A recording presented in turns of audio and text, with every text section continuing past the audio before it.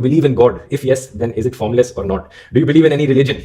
इसका जवाब भी बड़ा सीधा है, नहीं। मेरी राय में जितना भी कुछ मैंने सीखा है दुनिया के बारे में, हमारी प्लेनेट की हिस्ट्री के बारे में, एवोल्यूशन के बारे में, ये सारी चीजों को समझकर मैंने जो अंडरस्टैंडिंग डेवलप करी है, मेरी राय में कोई भगवान, कोई अल्लाह, कोई गॉड एग्जिस्ट नहीं करता। लेकिन एट द सेम टाइम मैं मानता हूं कि ये सवाल काफी डिबेटेबल है, इस पर बहुत लंबी चर्चा करी जा सकती है, और जो लोग दूसरा ओपिनियन है जिन लोगों का, उनके ओपिनियन की मैं रिस्पेक्ट करता हूं। अगर आप में से किसी को लगता है कि गॉड एग्जिस्ट करते हैं तो मैं उस बात का रिस्पेक्ट करता हूं, क्योंकि ये कोई ऐसा सवाल नहीं है जो बड़ी आसानी से आंसर किया जा सके। साथ ही साथ मैं ये भी कहना चाहूंगा कि मैं दुनिया के सभी धर्मों का आदर भी करता हूं और उनकी इंपॉर्टेंस भी समझता हूं। आप पूछोगे ये कैसे हो सकता है? अगर मैं भगवान में नहीं मानता तो रिलीजन की रिस्पेक्ट क्यों करता हूं? मैं इसलिए करता हूं क्योंकि दुनिया भर में बिलियंस ऑफ लोग रिलीजन को एक गाइडिंग लाइट की तरह देखते हैं। रिलीजन की मदद से करोड़ों लोगों को उम्मीद मिलती है, अपनी लाइफ में एक पर्पस मिलता है, अपनी जिंदगी में कठिनाइयों से लड़ने का एक जरिया मिलता है। और एक कल्चरल पर्सपेक्टिव से अगर देखा जाए तो रिलीजन लोगों को साथ में जोड़कर रखने का काम करते हैं। ढेर सारे कस्टम्स और ट्रेडिशंस रिलीजन से निकल कर आते हैं, जिनकी अपनी एक अहम जगह है हमारी इस दुनिया में। यही कारण है कि मैं अपने आप को एक हिंदू एथिस्ट बुलाता हूं। मैं एक एथिस्ट हूं, भगवान में नहीं मानता, लेकिन मैं हिंदुइज्म के ट्रेडिशंस और कस्टम्स को फॉलो करता हूं, जैसे कि आपने शादी में देखा होगा। Do you think mythology is history? नहीं, माइथोलॉजी हिस्ट्री क्यों होगी? अगर माइथोलॉजी हिस्ट्री होती तो उसे माइथोलॉजी नहीं, उसे हिस्ट्री बुला। इसकी बात मैंने रामायण वाले वीडियो में डिटेल में करी है। ये हो सकता है कि रामायण की जो कहानी है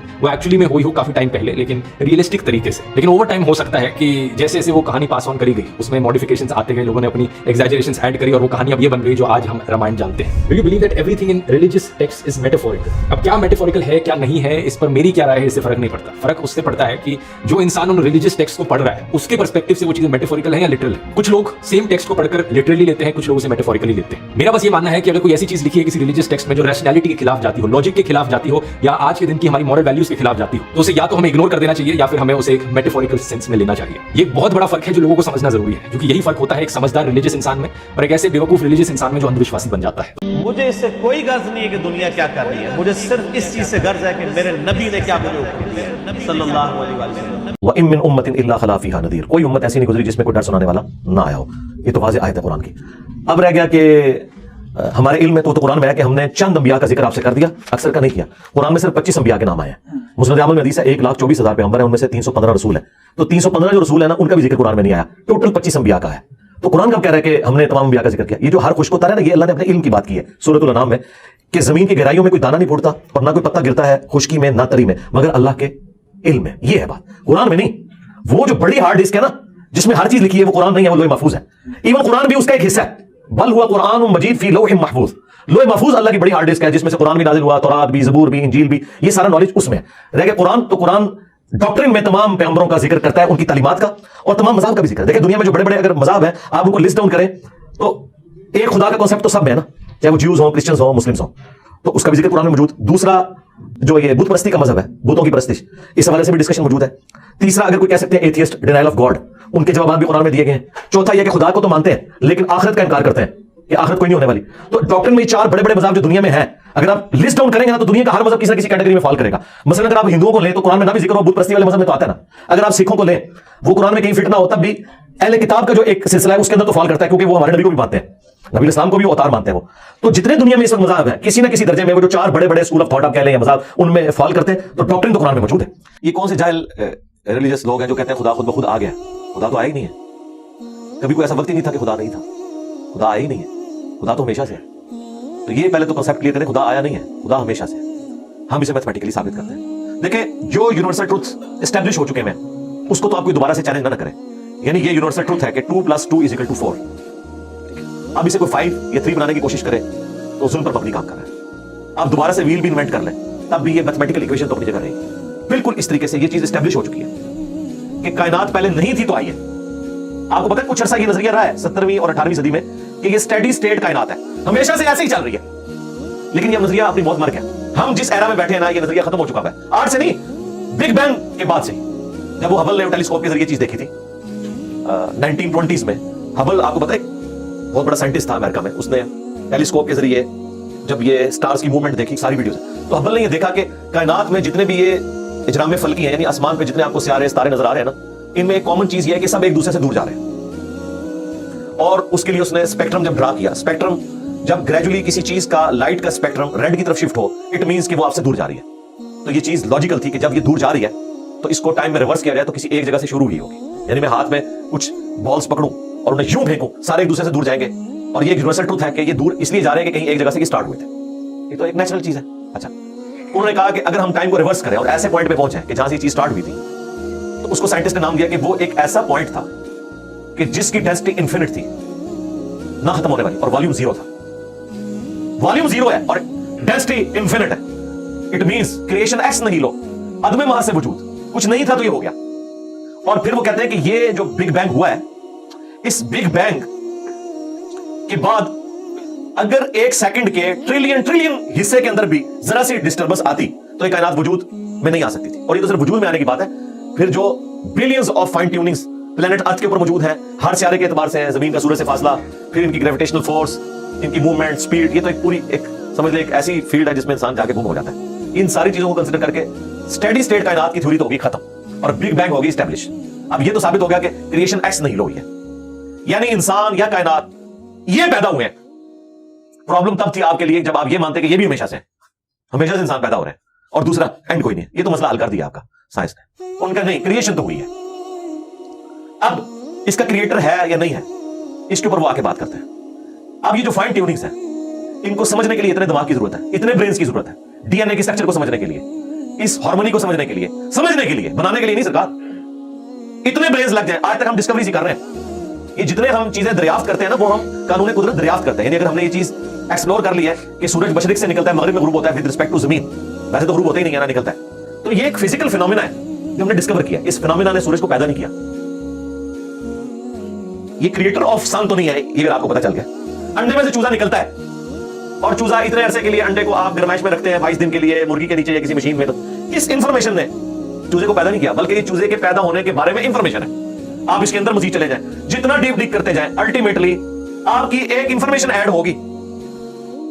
ये नहीं होगा कि आपको ये पता चले कि इसने पैदा किया, वो तो मुर्गी को खुद नहीं पता जो पैदा करने वाली है, क्रोकोडाइल को, एलिफेंट को ये पता ही नहीं मेरे अंदर क्या क्या क्वालिटीज है, जिसको ये पता ही नहीं मेरे अंदर क्या क्वालिटीज है, इंसान को नहीं पता अभी तक मेरे अंदर क्या क्वालिटीज है। ये तो भी साइंस थोड़ा बहुत आपको एक्सप्लोर कर रही है। तो क्रिएटर तो हम इन क्वालिटीज के है ही नहीं है। और फिर पीछे एक ब्रेन इस एतबार से है कि वो एक ऑर्गेनाइज तरीके से, और ये भी चीज डेफिनेटली फिजिबिलिटी के तहत आप समझे मैथमेटिक्स में एस्टैब्लिश हो चुकी है कि ये पूरे एक ऑर्गेनाइज तरीके से जो चीज चल रही होती है उसके पीछे एक ब्रेन जरूर होता है।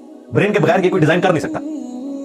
फिजिक्स का सेकंड ऑफ थर्मोडायनामिक्स जो है कि एंट्रोपी या तो कांस्टेंट रहती है या इंक्रीज करती है, डिसऑर्डर। खुदा न खासा यहाँ पे धमाका हो जाए तो हर चीज बिखर जाएगी। इसके बाद दुनिया का कोई धमाका दोबारा इसको इस हालत में अरेंज नहीं कर सकता। इसको कहते हैं एंट्रोपी, कि कहीं पे बिगाड़ आता है तो बढ़ता है। ये हो सकता है कि मजीद आप लोग लाए तो ये बिगाड़ और बढ़ता जाए, या जितना है उतना ही रहे, वापस ऑर्गेनाइज नहीं हो सकता जब तक के दोबारा से इंटरवीन करके आप ये करना। जिस वो जियारत में उन्होंने मोहम्मद अली जिन्ना के वो सारे वो म्यूजियम तबाह कर दिया था दहशतगर्दों ने, तो दोबारा से उन्होंने बनाया, तो खुद ब खुद तो नहीं बना। धमाके के बाद तो सब कुछ खुद ब खुद फैल गया था, लेकिन दोबारा उस जगह पे लाने के लिए आपको बजट लगा, ब्रेन लगा, एफर्ट पुट किए, फिर जाके ऑर्गेनाइज हुआ। तो इसका मतलब है ऑर्डर बनाने के लिए ब्रेन चाहिए होता है, डिसऑर्डर के लिए कोई मसला नहीं, और डिसऑर्डर के बाद दोबारा ऑर्डर बन जाए इसके लिए ब्रेन चाहिए। सरकार ये कौन सा डिसऑर्डर है, ये कौन सा बिग बैंग है? छोटा सा धमाका ऑर्गेनाइज नहीं करता, चीज को बिगाड़ता है, और इतना बड़ा धमाका, इतना बड़ा ऑर्डर ले आया कि प्लेनेट अर्थ के ऊपर 2 मिलियन से ज्यादा स्पीशीज है। एक स्पीशी के ऊपर आप जिंदगी गुजारे, आप सिर्फ उसकी आदतें ही नहीं बता सकते क्या है।